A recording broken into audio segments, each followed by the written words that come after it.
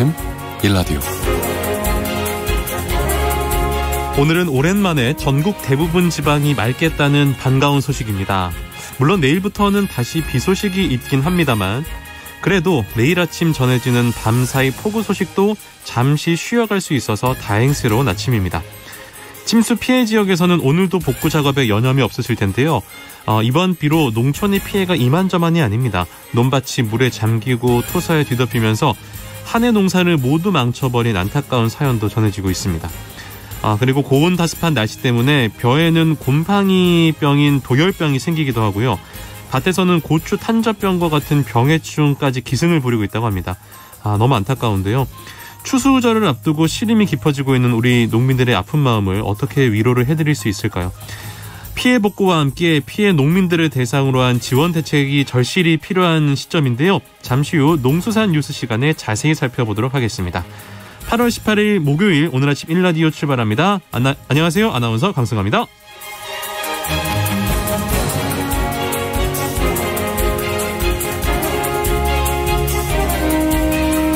오늘 아침 1라디오 오늘도 생방송으로 함께하겠습니다. 방송에 참여하실 분들 단문 50원, 장문 100원이 드는 유료 문자 샵 9730 이용하셔도 되고요. 유튜브에 KBS 1라디오 공식 채널 검색하고 들어오시면 채팅창에 참여하실 수 있습니다. 콩 어플리케이션에서도 1라디오를 보이는 라디오로 함께 하실 수 있습니다. 문자 보내주신 분들 가운데 추첨을 통해서요. 농촌진흥청에서 제공하는 구수한 웰빙 혼합 잡곡 세트 그리고 향기 좋은 모바일 커피 쿠폰 드리도록 하겠습니다. 유익한 정보와 살아있는 이야기가 있습니다. KBS 오늘 아침 1라디오.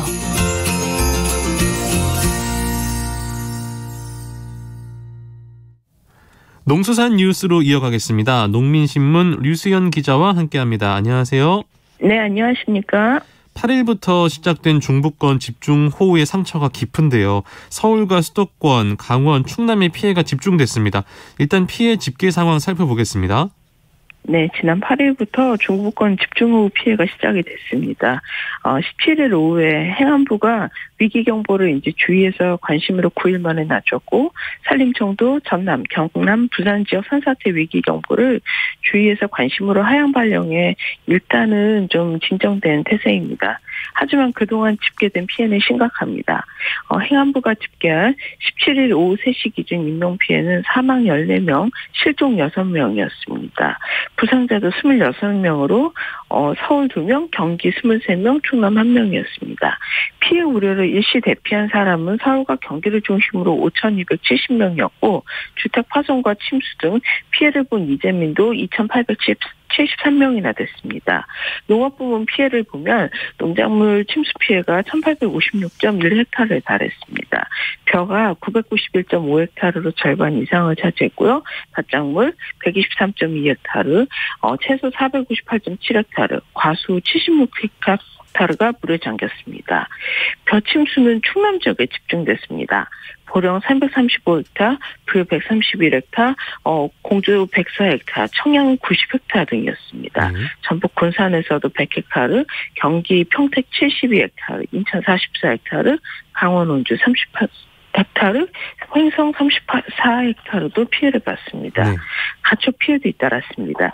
육개 81,600마리 등 가축 1,880마리가 폐사했고요.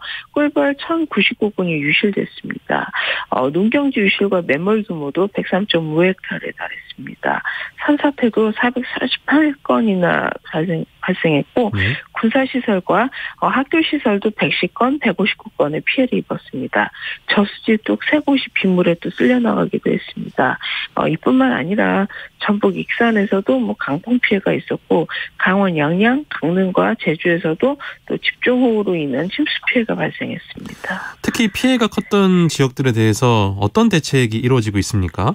네, 수도권에 비해서 농촌 피해가 덜 주목받고 있습니다만 이번에 확실히 또 농촌 지역 피해가 컸습니다. 네.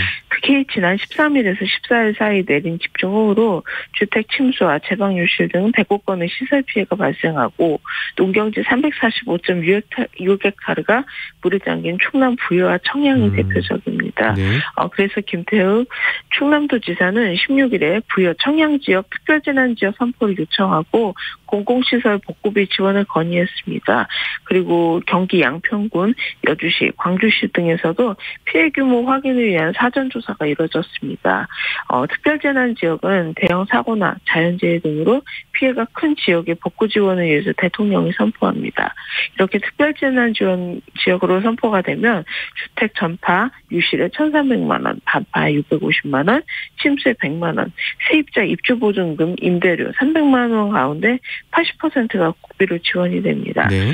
또 공공시설 복구비는 최대 88%까지 지원을 받게 되며 농경지 복구지와 농림시설 파손에 대한 지원도 국비가 확대됩니다.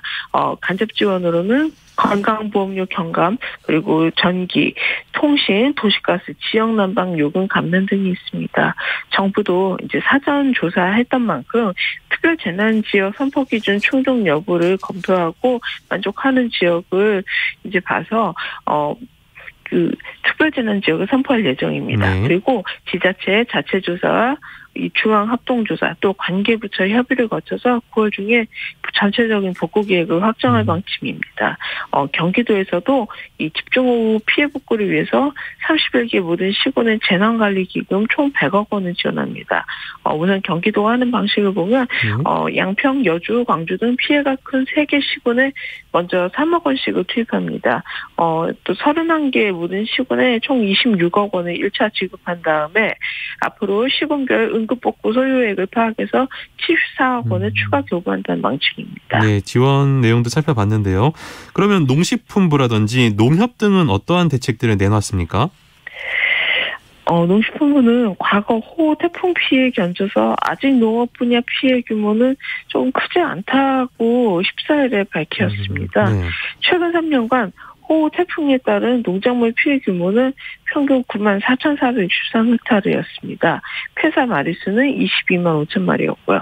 하지만 앞으로 가을 태풍 등의 재해가 추가로 발생한다면 또 이보다 피해가 커질 수 있어서 또 대책이 필요합니다. 네.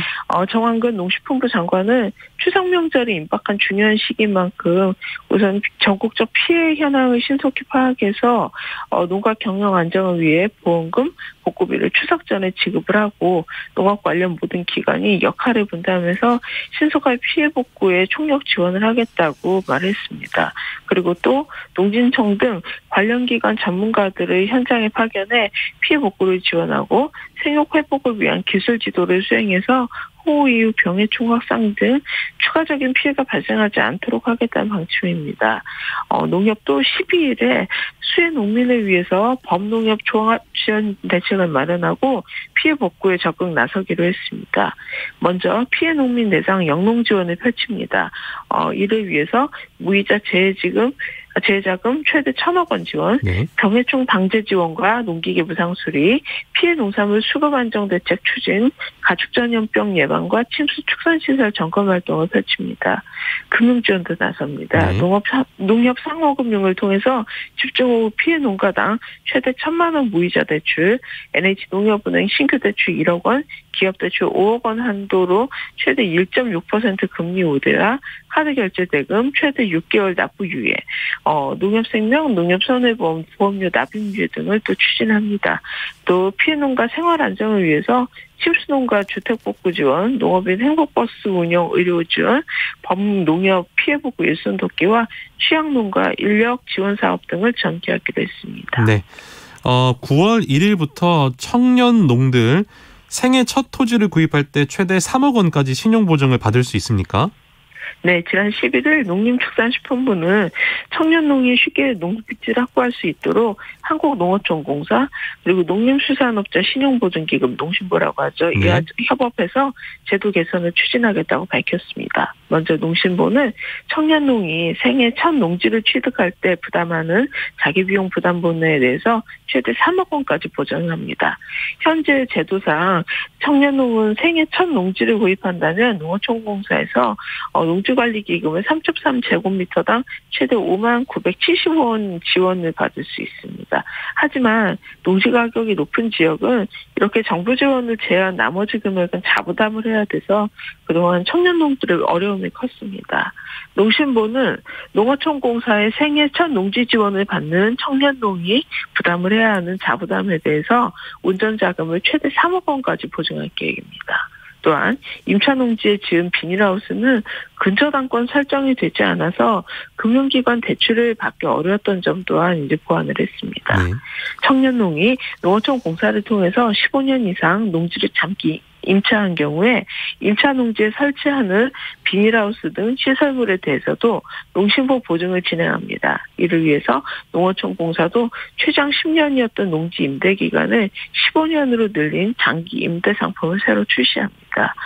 이번 개선 사항은 아까 말씀드렸듯이 관계기관별 사업지침과 업무 방침 방법서 개정을 통해서 9월 1일부터 시행합니다. 네. 또 아울러서 지속적인 업무 협력을 위해서 농어촌공사와 농심부는 이 정부 세종청사에서 지난 15일 MOU를 체결하기도 했습니다. 네, 지금까지 농수산뉴스 농미신문 류수연 기자와 함께했습니다. 고맙습니다.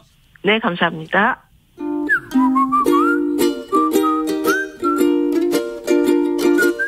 오늘 아침 1라디오 강승화 아나운서의 진행으로 듣고 계십니다.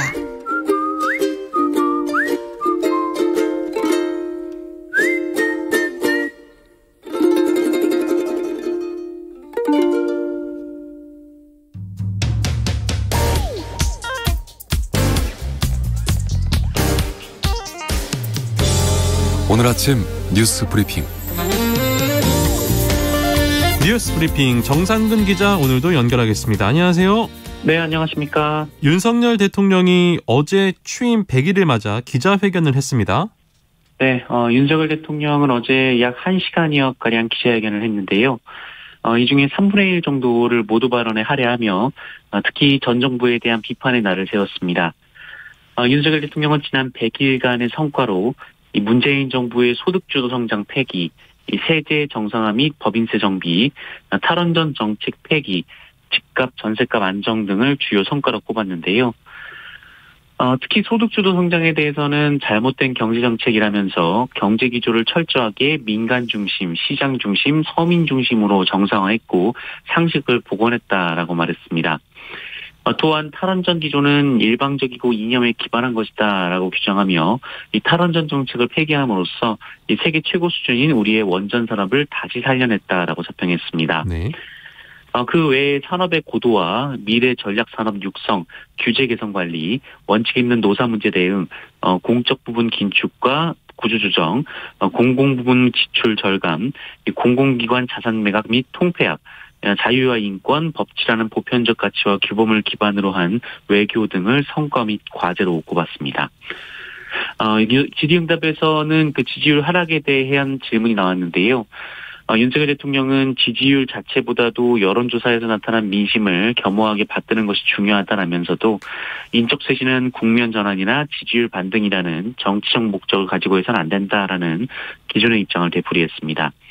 다만 지금부터 다시 다 되돌아보면서 철저하게 다시 챙기고 검증하겠다라며 대통령실부터 어디에 문제가 있었는지 짚어보고 있다라고 말했습니다. 그 밖에 정치권 소식도 함께 만나보겠습니다. 네, 어제 오후 3시 이준석 전 국민의힘 대표가 당 비상대책위원회 효력을 정지해달라며 낸 가처분 신청 사건의 신문이 열렸습니다. 이 자리에 이준석 대표가 직접 출석을 했는데요. 윤석열 대통령이 어제 기자회견 질의응답에서 이준석 대표에 대한 질문에 다른 정치인들이 어떠한 정치적 발언을 했는지 제대로 챙길 기회가 없었다. 이렇게 말한 것을 두고 이준석 대표는 당내 민주주의에 대한 고민을 많이 하다 보니 이 불경스럽게도 대통령께서 어떤 말씀을 하셨는지 제대로 챙기지 못했다라고 말했습니다. 민주당의 경우 이 재판에 넘겨지면 당직을 정지하도록 하는 내용을 담은 이 당원 조항을 그대로 유지하기로 결정했습니다. 앞서 민주당 전당대회 준비위원회는 재판에 넘겨지면이라는 조항을 네. 하급심에서 유죄 판결을 받을 경우 이렇게 바꿨는데요. 이것을 비대위에서 받아들이지 않았습니다. 비대위는 다만 정치 탄압 등 부당한 이유가 있을 때에는 윤리심판원을 통해서 다시 징계를 취소하거나 정지할 수 있다. 이런 당원 80조 사망에 대해서 윤리심판원이 아니라 당무위에서 달리 정할 수 있다라는 내용으로 수정하기로 했습니다. 비대위 측은 가장 합리적인 안을 절충안으로 마련했다라고 설명했는데요. 네. 대체로 당내에서는 받아들이는 분위기입니다. 네. 윤석열 대통령이 북한에 담대한 제안을 한 지 이틀 만에 북한이 순양 미사일을 발사했습니다. 네, 북한이 윤석열 대통령의 취임 100일을 맞은 어제 새벽 이 평안남도 온천군 일대에서 서해상으로 2발의 순항미사일을 발사했다고 군 당국이 전했습니다. 지난 6월 5일 탄도미사일 발사 이후 2달여 만에 미사일 발사고요. 윤석열 정부 출범 이후 4번째입니다. 또 윤석열 대통령이 광복절 경축사를 통해 담대한 제안을 한 지 이틀 만입니다. 한미 군당국은 비행거리 등 상세한 제언을 분석하고 있는데요. 이 순항미사일은 탄도미사일과는 달리 유엔 안전보장이사회 결의 위반은 아니지만 인접해 있는 우리나라 입장에서는 이 장거리 정밀 타격 능력을 갖춰서 큰 위협이 되고 있습니다. 앞서 북한은 중장거리 순항미사일 2종을 개발했다면서 국방과학 발전 전람회 그리고 열병식을 통해서 이를 공개한 바 있었습니다. 한편 권영세 통일부 장관은 어제 북한의 비핵화 조치와 맞물려서 경제, 정치, 군사적 상응 조치를 제공하겠다는 이른바 담대한 구상에 대해 여기에 한미훈 연합훈련은 중단될 수 없다, 포함될 수 없다라고 밝혔습니다.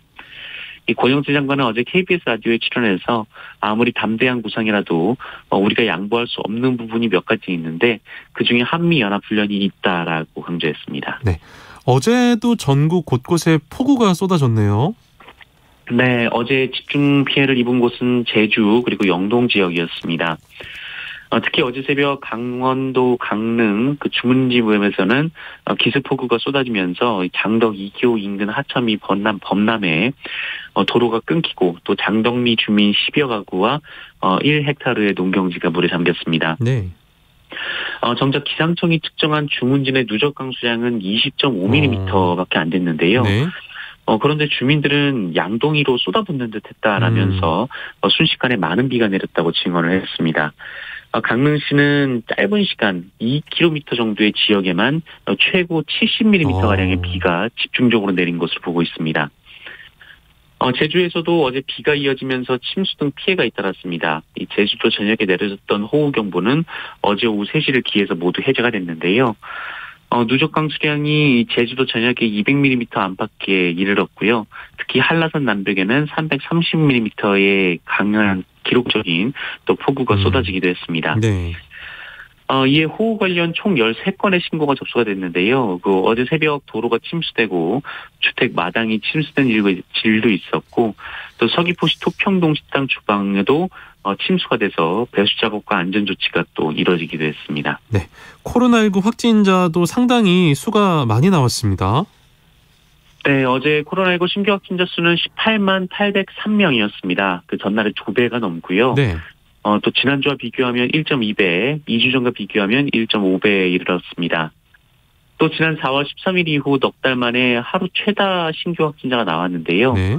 오늘도 어젯밤 9시에 이미 17만 명이 넘은 상황이었습니다. 반면 위중증 환자 수는 469명으로 어제보다 94명이나 줄었고요. 사망자는 42명으로 5명이 전날보다 늘었습니다.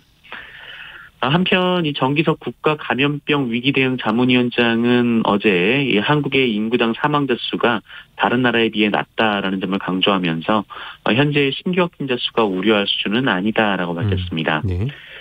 반면 KBS는 어제 이 윤석열 정부의 이른바 과학방역 100일을 분석했는데요.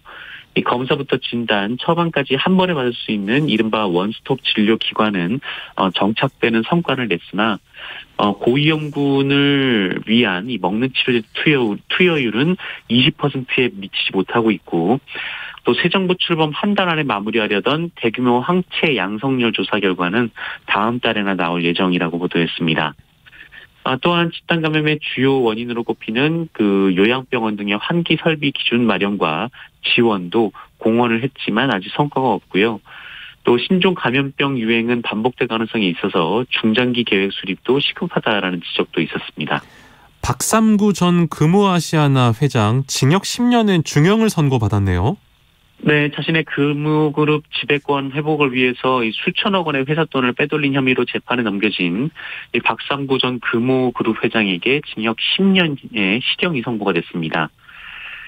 지난 2009년 금호아시아나그룹은 그 당시 최대 건설사인 대우건설을 인수하면서 이 재계 순위를 7위까지 끌어올렸는데요. 네.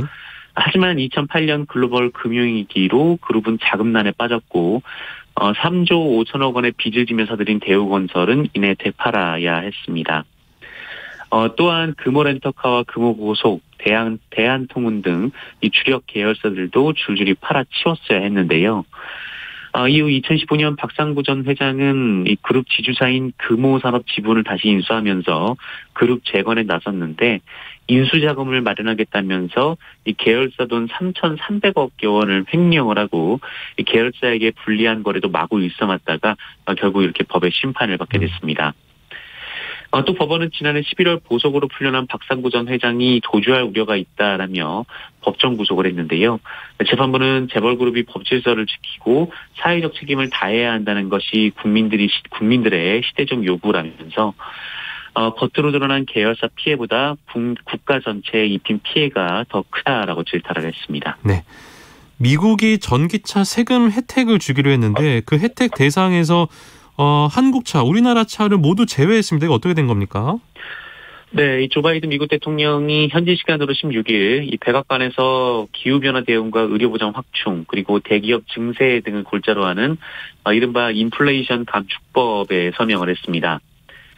이 인플레이션 감축법은 기후변화와 의료보장에 대한 획기적인 투자 예산이라는 평가를 받고 있는데요. 특히 전기차 보급 확대를 위해 일정 요건을 갖춘 중고차에 최대 $4,000, 신차에는 최대 $7,500의 세액 공제를 해주는 내용이 포함되어 있어서 눈길을 끌고 있습니다. 하지만 이 대상에 한국산 전기차가 제외돼서 이 한국 자동차 기업들이 미국 생산에서 어려움을 겪을 수 있을 것으로 보입니다. 네. 이 법에 따르면 북미에서 최종 조립되는 전기차만 올해 세액 공제를 받을 수가 있기 때문인데요. 이 북미 지역에서 최종 조립되는 2022, 2023년식 전기차 가운데 한국 업체의 차종은 없습니다. 현대차는 지난 5월 이 미국 조지아주의 전기차 전용 공장을 짓겠다라고 발표했지만 2025년 완공을 목표로 제시해서 실제 전기차 생산에는 다소 시일이 걸릴 것으로 보입니다. 하지만 다만 얼마 전 현대차가 국내에 전기차 공장을 짓기로 했었는데요. 네. 이 법안으로 인한 문제로 그 계획에 차질이 빚어질 수 있다. 이런 전망도 나오고 있습니다. 그렇군요. 스토킹 범죄자에게도 전자발찌를 채우는 방안이 추진이 된다고요? 네, 이 스토킹에서 시작된 흉악 범죄가 잇따라 발생하자 정부가 기존의 살인, 강도, 성범죄에 더해서 스토킹 범죄자에게도 전자발찌를 부착하는 방안을 추진하기로 했습니다. 일단 법이 규정하고 있는 이 스토킹 범죄란 의사에 반해서 상대방이나 가족을 따라다니거나 연락하는 등의 행위를 지속적으로 반복적으로 하는 것을 의미합니다. 네. 스토킹 범죄를 저질러서 실형이 선고된 경우 출소 이후 최장 10년 그리고 집행유예가 선고된 경우에는 최장 5년까지 법원의 명령으로 전자발찌를 착용하도록 하는 내용인데요. 또한 전자발찌 부착이나 이 보호관찰 명령이 내려지는 경우 반드시 피해자 등 특정인에 대한 접근 금지를 준수사항으로 부과해야 합니다. 그래서 전자발찌를 부착한 스토킹 범죄자가 피해자의 주거지나 이동 중인 피해자에게 일정 거리 이내로 다가오면 경보가 울리게 하는 그런 방식이 담겨 있습니다. 이 법무부는 이 관련 전자장치 부착법 개정안을 오늘부터 다음 달 27일까지 입법 예고해서 이 국민들의 의견을 수렴한 뒤 이 최종 개선안을 마련해 국회에 제출한다라는 방침입니다. 네.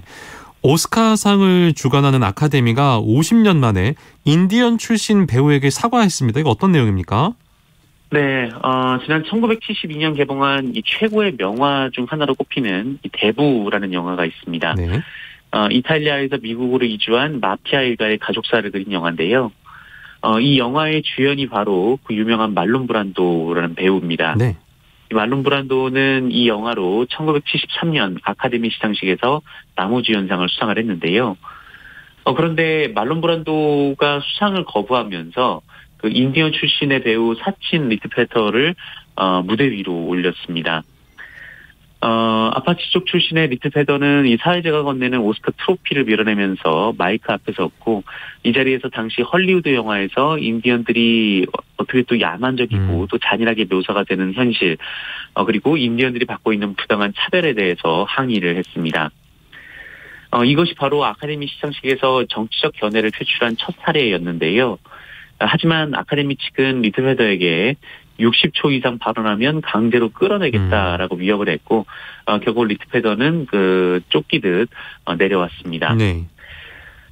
그리고 지난 15일 당시 시상식을 주관한 아카데미의 전 회장 데이비드 루빈이 이 리트 페더에게 편지를 보내서 공식 사과한 사실이 알려졌습니다. 네. 루빈은 그 발언으로 당신이 견딘 폭력은 부당한 것이었고 너무 오랜 세월 당신의 용기가 인정받지 못했다라고 했는데요. 이에 리트 페더는 원주민들은 매우 참을성이 있는 사람들이고 겨우 50년밖에 되지 않았다라며 또 이 사과를 수용했다라고 합니다. 그랬군요. 지금까지 뉴스 브리핑 정상근 기자와 함께했습니다. 고맙습니다. 고맙습니다. 우리나라의 교통사고 사망자 수는 줄고 있지만 여전히 OECD 평균보다 높은 수준입니다. 운전 중 깜빡 조는 것은 음주운전만큼이나 위험합니다. 차 안에 산소가 부족해도 졸음이 유발되는 만큼 자주 환기하는 것이 좋습니다. 또 장거리 운전을 할 때는 최소 2시간 간격으로 휴게소나 졸음 쉼터에서 쉬어가는 게 좋은데요. 갓길은 2차 사고가 끊이지 않는 위험한 장소입니다. 차량 고장과 같은 위급 상황에만 갓길에 정차합니다. 갓길에 정차할 땐 주간 100m, 야간에는 200m 뒤에 안전 삼각대를 설치하고 운전자는 가드레일 밖으로 대피해야 한다는 걸 잊지 말아야겠습니다. 안전운전 KBS 라디오가 함께합니다.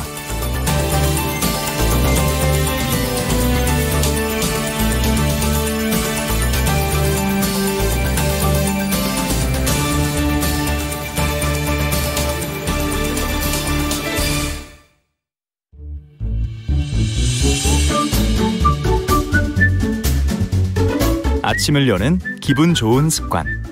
KBS 오늘 아침 1라디오.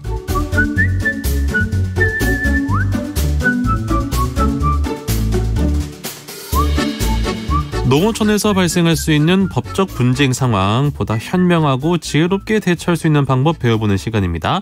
우리 동네 박 변호사, 법률사무소 한아름의 박형윤 변호사 연결하겠습니다. 박 변호사님 안녕하세요. 안녕하세요. 남부지방에 비가 많이 왔어요. 변호사님 계시는 전주나 정읍 부근 어떻습니까? 엄청 많이 왔죠. 여기 피해 굉장히 많습니다. 그래요? 예. 비가 안 온다고 걱정했었는데 또 비가 너무 많이 와서 피해가 많이 발생을 했군요. 그러니까 모든 과유불급인데 예. 이번 장마철에 여기도 군산, 익산, 완주 굉장히 비가 많이 와서요. 예. 심지어 지붕이 막 무너지고 진짜 막 큰 피해가 많이 있었습니다. 농경지 침수되고 토사 유출돼가지고 농작물 막 다 이렇게 막 덮치고 막 이래가지고 피해가 너무 심해가지고 피해 복구를 여전히 하고 있습니다 지금. 지금 추석도 얼마 남지 않았는데 피해를 입으셔가지고 수확도 해야 되잖아요. 상심이 너무 크실 것 같아요. 어떻습니까? 굉장히 이제 상처가 많이 크고요. 이렇게 재해가 발생하는 곳은 원래 또 재해가 발생했던 곳이 또 발생해요. 자꾸. 그렇죠. 예, 그러니까 더 계속해서 이렇게 예방을 해야 된다는데 자꾸 예산 부족하다 그러고 이런 얘기를 하니까 반복되는 재해는 인지 아니겠습니까? 그렇죠.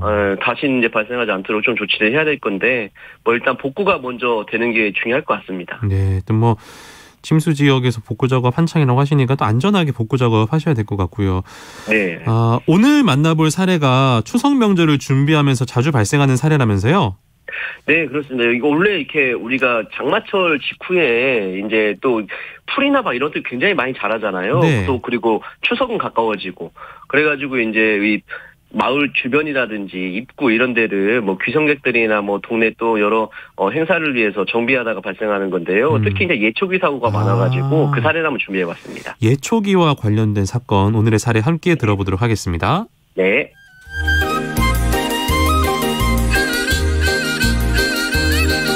아이고 수고들 하십니다. 철봉씨 날도 더운데 오늘 좀 부탁 좀 할게요. 아이고 계장님 잘 지내셨나요? 제초 작업 하는데 꼬정 나오셨네요. 오늘 추석 앞두고 마을 단장 하는 날인데 제가 나와봐야죠. 오늘 안에 제초 작업이 다 끝날 수 있을까요? 이제 추석이 얼마 안 남았는데 미리미리 준비를 해야죠. 동네 도로는 예초기로 제초 작업을 완전하게 해서 고향 오는 사람들, 성묘 가는 사람들 깨끗하게 다닐 수 있게 만들어야죠. 오늘 마을 입구부터 쭉 좀 부탁드립니다, 철봉씨. 야, 이제 예초기 한 번 더 돌려볼게요.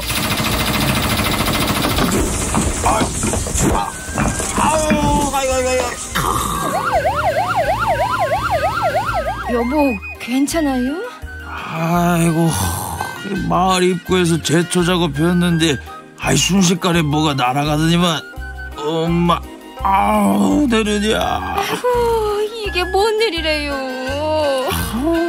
예초기에 회전 칼날이 그 풀숲에 있던 돌멩이에 부딪히면서 튕기 나갔구만. 그러더니 그 옆에 세워져 있던 도로 표지판 지지용 철제 기둥에 맞아서 예초기에 회전 칼날이 부러져 버렸어. 그러고 그 파편이 요 왼쪽 눈으로 튀어들은겨. 아이고, 이제 눈을 다쳐서 어째요. 근데 제초기가 제대로 된 거 맞아요? 근데 기계가 좀 문제가 있는 것 같아. 바닥에서 흙이나 돌멩이 같은 파편이 튀어 올라올 수 있으니까 그것에 대비해서 원래 안전장치가 달려 있어야 하는지 그것이 좀 부실하더라고. 칼날 위쪽에 조그만 철판만 하나 달려 있었던 것 같아. 그럼 별다른 안전장치가 없었던 거예요? 불량품 아니에요? 그러고 다른 사람들 일할 때 보면 파편 같은 게 날아올 때를 대비해서 보안경 같은 거 쓰고 하던데 안 썼어요? 그런 거 안 주던데. 아이고, 그러면 가만히 있으면 안 되겠네요. 아무리 일용직이라도 안전장치도 안 되어 있는 장비에다가 방호구나 보안경도 안 주고 말이 안 되는 거죠. 면사무소 당장 가야 쓰겠네요. 우리 남편 철봉씨 눈 돌라놔요. 손해배상금 내와요. 네, 추석 명절 앞두고 도로변에 제초 작업을 진행을 했는데 철봉 씨가 이제 하루 일용인부로 면사무소 작업에 참가한 상태입니다. 근데 사고가 발생을 했어요. 눈을 다치셔가지고 구급차를 타고 병원에 갔는데 이거 뭐 제가 딱 들어보니까 당연히 보상 받을 수 있을 것 같은데 어떻습니까? 정확하십니다. 네. 당연히 받을 수 있고요. 네. 일단 뭐 예초기가 안전장치가 제대로 안 돼 있었고 뭐 방호구나 보안경도 제공하지 않은 것은 일을 시킨 사람의 잘못이기 때문에 네. 당연히 이제 손해배상 책임을 부담해야 되는 겁니다. 네, 당연히 손해배상 책임을 부담해야 되는 겁니다. 요즘에 이제 비가 온 다음에 풀이 이제 막 자라고 있는 상황인데, 그래서 도로변에 잡초를 제거하는 작업이 참 많은 것 같습니다. 그런데 이게 비가 워낙 많이 오다 보니까 도로 자체가 정상적인 상태가 아닌 곳이 많거든요. 특히 이제 뭐 풀숲에 돌멩이가 뭐 방치가 된다든지 이런 것들 때문에 사고가 크게 발생하는 경우가 많은데 돌멩이 같은 게 좀 이렇게 치워지지 않은 거 이런 것도 좀 문제가 될까요? 결론부터 말씀드리자면 문제되지 않습니다. 아, 그래요? 예, 이제 도로 같은 경우에는 보통 뭐 국도도 있고 지방자치단체가 관리한 도로도 있긴 한데 이게 이제 도로 갓길에 돌멩이가 있는 거는 그냥 당연한 거 아니겠습니까? 어쩔 수 없다 이건 거죠? 예, 어쩔 수 없다는 상황이고요. 네. 뭐 그 도로 바깥쪽에 그 돌멩이가 좀 있다고 해서 뭐 도로가 안전성이 침해됐다 막 이렇게 볼 수가 없기 때문에요. 손해배상 책임하는 것까지는 조금 어려운 일인 것 같습니다. 그게 이제 그 도로 갓길에 이제 풀이 난 거를 치우는 거는, 그러니까 풀이라는 것 자체는 그 도로를 오가는 사람이나 자동차에게는 큰 영향이 없기 때문에 그렇죠. 그런 것까지 뭐 책임을 질 수는 없다 이런 말씀이신 거네요. 네, 도로 자체의 안전성은 문제가 안 되기 때문에요. 네. 네, 뭐 도로 갓길에 있는 돌멩이 뭐 이런 것들 때문에 책임져야 된다. 그런 논리는 법적으로 인정되기 어렵습니다. 아, 그렇군요. 만약에 이제 이게 도로 위에 있는 뭐 풀을 제거할 때 다쳤으면은 책임이 있겠습니다만 도로 바깥쪽이기 그렇죠, 때문에 책임이. 네, 도로 위에 풀이 있기는 어렵습니다. 그렇죠. 당연히 그렇겠죠. 예. 지금 오늘 사연에서는 철봉 씨가 자기가 다쳤잖아요. 그런데 그렇죠. 예를 들어서 이게 예초 작업 하시다가 주변에 지나가시는 분들에게 뭐 돌이 튈 수도 있잖아요. 그렇죠. 지나가는 분이 다쳤다 이런 경우는 어떻게 됩니까? 돌아간 분이 다쳤다고 하면 우리가 이게 업무적으로 이렇게 풀 제거 작업을 한 거기 때문에 업무상 과실치상죄로 처벌될 가능성이 있고요. 이런 경우에는 진짜 형사처벌이 충분히 이루어질 가능성이 높습니다. 그러면은 예를 들어서 내가 이제 면에서 이제 이거를 일을 받아가지고 네. 작업을 하다가 지나가는 사람을 다치게 했어요. 네. 그러면은 다치게 한 저만 책임을 지는 겁니까? 아니면 면사무소 그쪽도 다 같이 책임을 지는 겁니까? 다치게 한 사람은 당연히 행위자로서 책임을 져야 되고요. 네. 그 면사무소 같은 경우는 사실은 뭐 군이나 시 소속이거든요. 네. 거기도 이제 사용자로서 공동 책임을 져야 됩니다. 아, 그렇고, 그러니까 이제 나만 책임지는 게 아니라 이게 일을 이렇게 주신 분들도 공동을 책임을 져야 된다. 그렇죠. 이게 애초에 이런 그 작업을 할 때는 좀 주변의 통행이라든지 이런 것도 그러니까 혼자 해서는 안 되겠네요. 이런 일들은 전부 다. 예, 보통은 이렇게 안전 관리 책임자도 같이 두고 이렇게 하거든요. 네. 근데 소규모 작업을 할 때는 조금 별일 아니라고 생각해가지고 그냥 초기 하는 분만 보내시고 그러는데 네. 그러면 안 되고요. 아무리 소규모 작업이라고 그렇죠. 하더라도 네. 통제할 수 있는 인원을 같이 보내주셔야 사고를 예방할 수 있습니다. 네, 이거 좀 작은 작업이라도 이런 점들을 꼭 기억해 주셔서 인원을 충분하게 배치해 주시기 바랍니다. 네. 명절에 이제 친척들도 다 오시고 그러기 때문에 집안 청소도 하고 주변 정리도 하고 이제 특히 이번 주부터 하실까요? 비가 와서 좀 어떨지 모르겠는데 벌초 많이 하시잖아요. 이런 문제 정말 네. 많이 생기죠? 진짜 많이 생기고요. 네. 이제 잡초 제거라든지 그 나무 장가지 같은 거 제거하시다가 튀어가지고 많이 다치시기도 하고. 네. 그래서 벌초를 혼자 잘 안 하시거든요. 가족끼리 여러분이 가서 하시는데. 네. 그러면서 돌멩이 같은 거 튀면서 맞아가지고 이게 상처를 입으시는 경우도 많고. 네. 벌집을 잘못 건드려가지고 이렇게 벌이 쏘이는 경우도 많고. 진짜 조심해야 그러거든요. 네. 그렇게 발생한 경우에는 곧바로 병원을 가셔야 되고. 옛날처럼 이렇게 된장 발라서 해결된다 그런 생각하시면 안 됩니다. 벌 쏘이면 생명까지 위험할 수 있기 때문에요. 곧바로 병원 가셔서 빨리 치료를 받으셔야 됩니다. 알겠습니다. 마지막으로 이런 예초 작업이나 이런 거 할 때 이런 사고가 발생하지 않을 만한 방법들 몇 가지 들어보겠습니다. 일단은 안전장치하고 보호장비 착용을 꼭 철저하게 확인하셔야 되고요. 네. 네, 두 번째는 혹시라도 발생하시는 사고를 대비하려면 혼자 가셔서 대처가 안 될 수가 있으니까 꼭 2인 1조, 3인 1조 이렇게 다른 분과 같이 가서 작업을 하시는 게 사고 예방도 되고 발생한 다음에 조치도 가능하니까 주의하셨으면 좋겠습니다. 네, 우리 박형일 변호사님 수해 피해가 있으시다고 들어서 제가 마음이 너무 안타까운데 아무쪼록 복구 잘 하시고요. 네. 네, 건강한 모습으로 다음 주에 또 인사드리겠습니다. 오늘 말씀 고맙습니다. 네, 감사합니다. 많은 분들께서 문자 보내주셨는데요. 몇 가지 소개를 해드리도록 하겠습니다. 2315번님, 폭우로 한 해 농사를 망친 농민들의 고통을 함께하고 싶네요. 모두 힘내세요라고 보내주셨고요. 0850번님, 여기는 부여입니다. 수해 복구 중인 포크레인 기사인데요. 피해가 정말 큽니다. 모두 마음을 모아서 복구가 빨리 이루어지길 바랍니다. 3313번님, 오늘 아침 일라디오 참여합니다. 부산인데요. 여기는 날씨가 좀 흐리네요.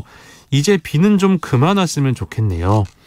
강현숙님, 코로나로 외출 못하고 집에만 있는데 아들이 어제 학원 갔다 오는 길에 초콜릿을 사와서 주더라고요.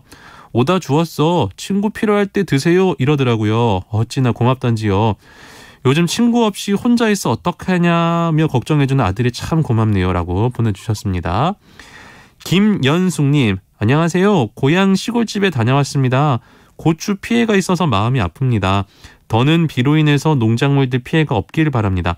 그리고 청년 농부들의 소식들 반갑네요. 많은 청년 농부님들 파이팅입니다. 라고 보내주셨습니다. 마지막으로 김명희님, 추수절을 앞두고 있어서 농촌의 피해가 더 크게 느껴지네요. 저도 봉사활동에 동참하고 싶습니다. 라고 보내주셨습니다. 보내주신 분들 가운데 3분 추첨했습니다. 2315번님께 잡곡 세트 보내드리고요. 0850번님, 3313번님께 커피 쿠폰 드리도록 하겠습니다. 날씨 알려드리겠습니다. 오늘은 전국이 대체로 무덥겠습니다. 내륙 곳곳에 천둥, 번개를 동반한 소나기 소식이 있는데요. 대기 불안정이 강한 일부 지역에는 우박이 떨어지는 곳이 있겠습니다. 소나기가 내리는 강원 영동과 경북 동해안을 제외한 전국 대부분 지역, 최고 체감 온도가 31도 내외로 오르면서 무더울 것으로 예상이 됩니다. 수분 섭취 충분히 잘 하셔야 될 것 같습니다. 아침 기온은 서울이 23도, 강릉이 22도, 대구 23도, 그리고 낮 최고 기온은 서울이 30도, 강릉 29도, 전주 31도, 대구 32도까지 오르겠습니다. 특히 제주도를 중심으로는 밤사이 열대야가 나타날 것으로 보입니다. 내일 금요일인데요. 금요일 오후부터 수도권과 강원에 또다시 비가 시작이 되겠습니다. 이번 주말인 토요일엔 비구름이 점차 남하하면서 남부지방을 중심으로 비가 오겠습니다. 비 피해가 많은데 또 비 소식이 있습니다. 여러분 아무쪼록 피해 입으신 분들 안전하게 복구 작업하시고요. 더 이상 비 피해 없도록 조심조심 하시기를 바랍니다. 오늘 아침 일라디오 오늘 순서 여기까지입니다. 지금까지 아나운서 강승화였고요. 저는 내일 오전 6시 15분에 다시 인사드리겠습니다. 오늘도 안전하고 건강한 하루 보내시길 바랍니다. 여러분 진심으로 고맙습니다.